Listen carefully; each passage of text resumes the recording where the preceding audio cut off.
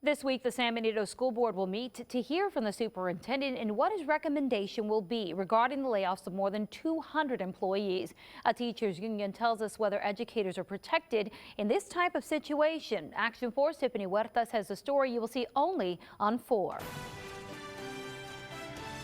Marcy, a leader with the Texas American Federation of Teachers, says every 2 years the legislature tells districts how much they will be getting. He says there's no excuse for San Benito's current financial situation.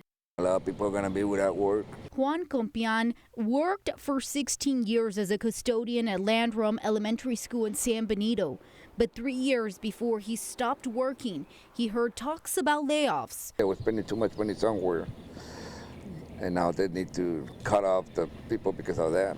According to New San Benito Superintendent Dr. Mark Puig, after overspending by nearly $12 million, the district must lay off more than 200 employees. He says the district's balance has been decreasing through overspending on health insurance and lack of strategic staffing. The school board recently approved a reduction in force, also known as a RIF.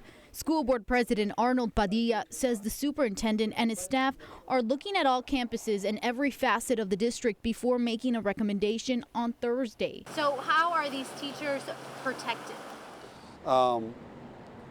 Really, they're not. Patrick Hammis with the Texas American Federation of Teachers says Texas policies have changed. Back in 2011, when Senate Bill 8 passed, it made changes to teacher benefits and legal protections. One of the laws created was that a school district can declare a financial exigency, which is a financial emergency, to have a reduction enforced to reduce staff. Part of that is they're supposed to be looking at administration. The superintendent should be looking at a pay cut, and administrators should be looking at cuts also. I don't know if San Benito is looking at that. The second part, Hammis says, is the termination notice. Districts used to give teachers a 45 days notice before the end of the school year, but the bill changed that to 10 days. So teachers may not know until 10 days before the end of the school year that they're not being renewed. However, teachers still have to give the district a 45-day notice before the beginning of the next school year. My understanding is that they've hired staff the last 3 or 4 years while losing enrollment, which is something we're facing in Brownsville also. Hammis says Brownsville is looking at losing 100 students next year to charter schools. He says if the San Benito School District is losing enrollment, they should try to get these kids back. This is the first rift I'm hearing about in the state of Texas. Hammis says right now teachers need to be checking their contract and district policy.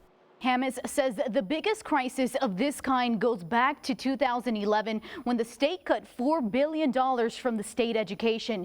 Even though many districts made pay cuts, they never had to resort to RIFs. The San Benito School Board will meet Thursday to either move forward with the superintendent's recommendation or request he present other options. We will be there, of course. In the studio, Tiffany Huertas, Action 4 News.